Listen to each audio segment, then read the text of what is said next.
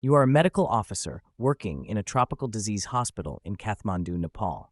A 30 years male presented in your OPD with high-grade fever of 2 days duration during the month of September.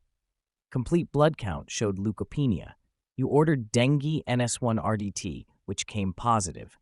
What is the probability that the current patient in your OPD has dengue fever? For this, you need to review the previous year's audit. Look for fever, leukopenia, and NS1 positivity in prior data. Suppose last year, September, 800 patients with acute fever visited the hospital, out of which 500 patients had PCR-confirmed dengue fever. Let's form a table and see the prior data for leukopenia and NS1 positivity for patients with fever. Out of total 800 patients with acute fever, 500 are dengue and remaining 300 non-dengue patients. Now let's see data of leukopenia. Leukopenia was present in 400 of 500 dengue and in 80 out of 300 non-dengue febrile cases. Now let's fill the 2x2 table with those who did not have leukopenia. We will now make another 2x2 table for NS1.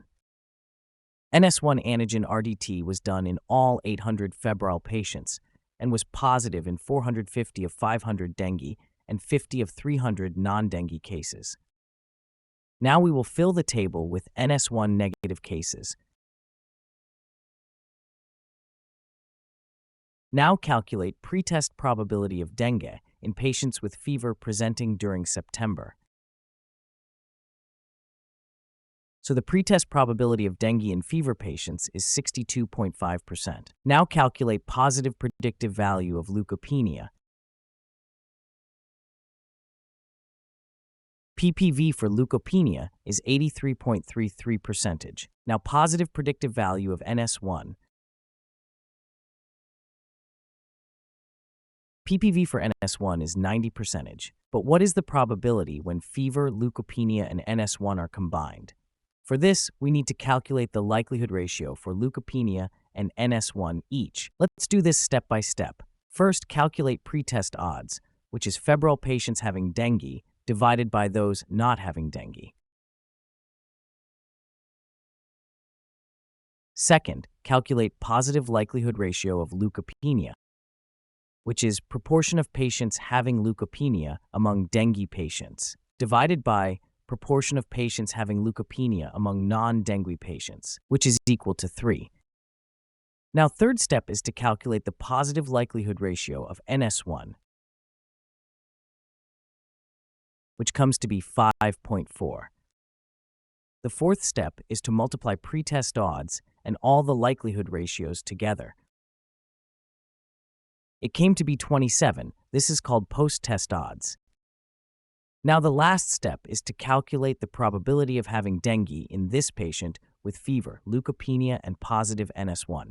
This is called post-test probability, which is calculated as post-test odds divided by 1 plus post-test odds, which is simply 27 divided by 28, which comes to be 96.4%. This is how we estimate the probability of any diagnosis combining multiple clinical findings and laboratory results, as shown in this example. Now, what if fever patient has positive NS1 but leukopenia is absent? Steps 1 and 3 would be same, but in step 2, we have to calculate negative likelihood ratio of leukopenia. The negative likelihood ratio of leukopenia is 0.27. Now let's calculate new value for post-test odds. Now, what is the newer post-test probability? This is how we can use pretest odds and positive or negative likelihood ratios to find the diagnostic probability of any disease in a given patient, combining different independent clinical as well as laboratory findings.